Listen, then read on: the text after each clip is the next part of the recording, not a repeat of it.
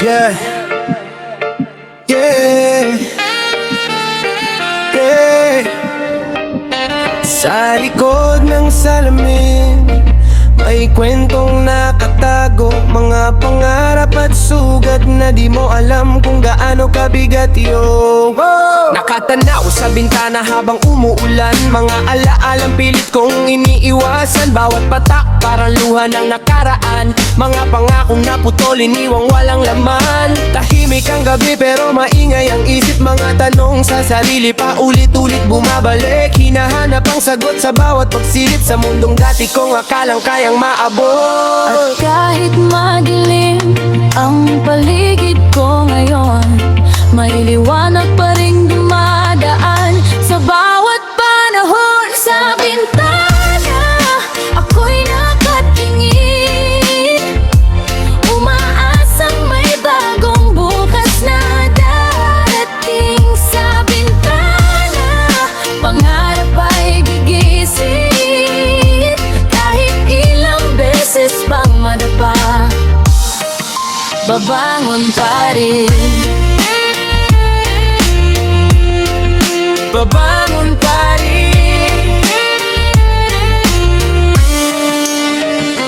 Maraming daang nilakad ng mag-isa, maraming beses ding sumukot na walan ng gana. Pero bawat peklat ay aral na dala, patunay na lumaban kahit hirap na. Kaya ngayon di natakot sa pagbabago, kahit malayo pa, tuloy lang ang takbo. Ang bintana'y paalala ng panibagong yugto, na may pag-asa pa sa bawat bukas na totoo. Kung minsan kailangan mong tumingin sa labas para makita mong mas malawak ang landas. Di man madali, di man agad lumakas, ang mahalaga'y patuloy kang umaabante bukas. Sa bintana ako'y nakatingin, umaasang may bagong bukas na darating. Sa bintana pangarap ay gigising, kahit ilang beses pang madapa, babangon pa rin. Babangon pa rin. Mula sa bintana, tanaw ko ang liwanag, bagong kabanata, bagong pangarap na hawak. At sa bawat umaga na muling sisikat, alam kong may dahilan kung bakit ako'y lumalaban.